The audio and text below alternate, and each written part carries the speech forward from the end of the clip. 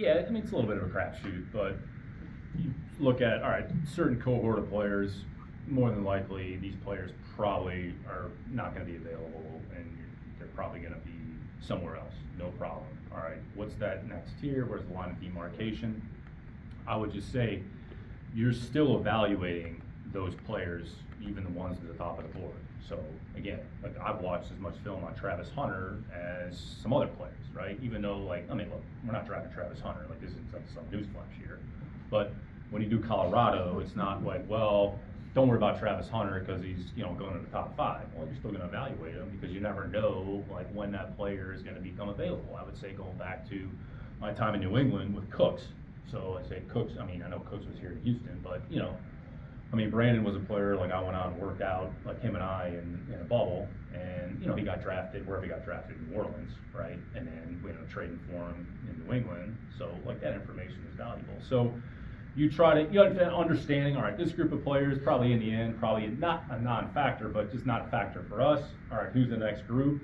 And then, look, there's 4,000 mock drafts that are out there. Honestly, I don't know which one's right, which one's wrong. I mean, somebody can probably analyze that. But, all right, there's a million mock drafts.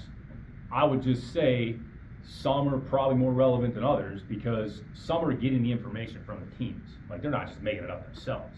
Like, they're talking to teams saying, hey, so that's how they're building it, right? So they're getting intel. Let's say agents are involved. They're getting intel. All right, so you try to, I would say, you try to gather information, but you have to be careful about how much you actually put in the information, and then what can you trust and what can you rely on, and you're just trying to get yourself in the ballpark.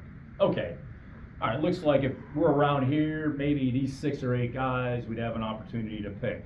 Okay, all right, who we interested in? Who do we like? All right, this guy's not a factor. Hey, we do this, we can move here.